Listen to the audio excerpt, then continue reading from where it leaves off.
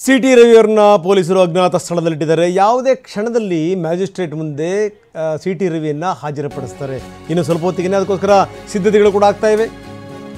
ಬೆಳಗಾವಿ ಪೊಲೀಸರು ಸಿಟಿ ರವಿಯವರನ್ನ ಬಂಧಿಸಿ ಅಜ್ಞಾತ ಸ್ಥಳದಲ್ಲಿಟ್ಟಿದ್ದಾರೆ. ಕೆಲವೇ ಕ್ಷಣಗಳಲ್ಲಿ ಸಿಟಿ ರವಿಯವರನ್ನ ಕೋರ್ಟ್ಗೆ ಹಾಜರುಪಡಿಸ್ತಾರೆ. ಅಂಕಲಗಿ ಠಾಣೆಯಿಂದ ಬೆಳಗಾವಿಯ ಕಡೆಗೆ ಸಿಟಿ ರವಿಯವರು ಕರ್ಕೊಂಡ್ಬರ್ತಾ ಇದ್ದಾರೆ. ಕೋರ್ಟಿಗೆ ಕರ್ಕೊಂಬರ್ತಾರೆ. ಅಲ್ಲಿ ಯಾವ್ಯಾವ ಹಂಗಾಮಗಳಾಗ್ತಾವೋ ನೋಡಬೇಕು. ಯಾಕೆಂದರೆ ನಾಯಕರ ಸ್ಟೇಟ್ಮೆಂಟ್ಗಳನ್ನು ಗಮನಿಸಿದ್ರಿ.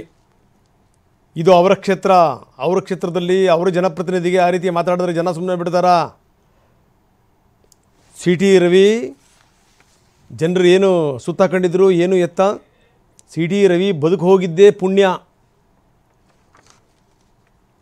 ಇದನ್ನು ಡಿ ಕೆ ಶಿವಕುಮಾರ್ ಹೇಳಿದ್ದನ್ನು ಕೇಳಿದ್ವಿ ನಾವು. ಇನ್ನು ಇದಕ್ಕೆ ಸಂಬಂಧಪಟ್ಟಂಗೆ ನಿನ್ನೆ ಕೆಲವರು ತೊಡೆ ತಡ್ತಾ ಇದ್ದರು, ಕೆಲವರು ಜೋರು ಮಾತಾಡ್ತಾ ಇದ್ದರು. ಇವತ್ತು ಕೂಡ ಕೋರ್ಟಿಗೆ ಕರ್ಕೊಂಬರುವಂಥ ಸಂದರ್ಭದಲ್ಲಿ ಯಾವ ಹಂಗಾಮಗಳು ನಡೀತಾವೋ ಗೊತ್ತಿಲ್ಲ. ಹೀಗಾಗಿ ಪೊಲೀಸರು ವ್ಯಾಪಕ ಮುಂಜಾಗ್ರತಾ ಕ್ರಮಗಳನ್ನು ತೆಗೆದುಕೊಂಡಿದ್ದಾರೆ.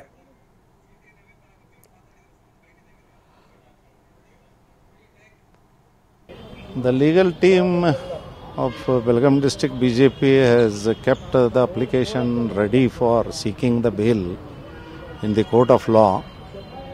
But so far we are not getting any proper information whether he is going to be produced here, because he has been arrested yesterday night. And the magistrate court is around 5 to 6 kilometers away from the Vidhan Saudha, Suvarna Vidhan Saudha. But so far he has not been produced. That is making us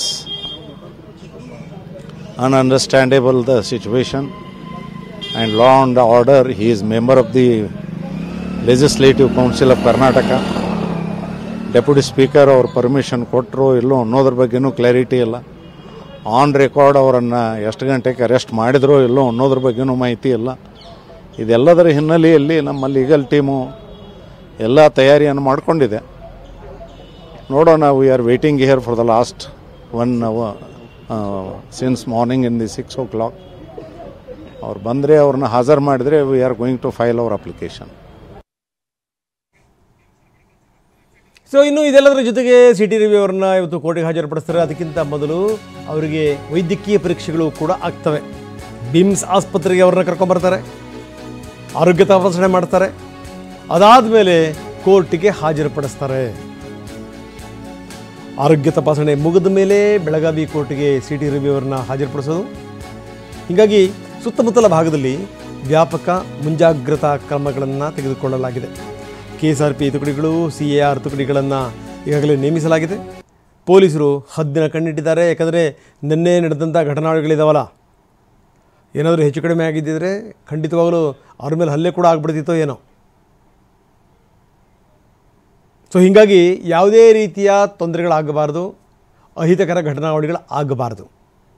ಅದಕ್ಕೋಸ್ಕರ ಮುಂಜಾಗ್ರತಾ ಕ್ರಮಗಳನ್ನು ಪೊಲೀಸರು ತೆಗೆದುಕೊಂಡಿದ್ದಾರೆ.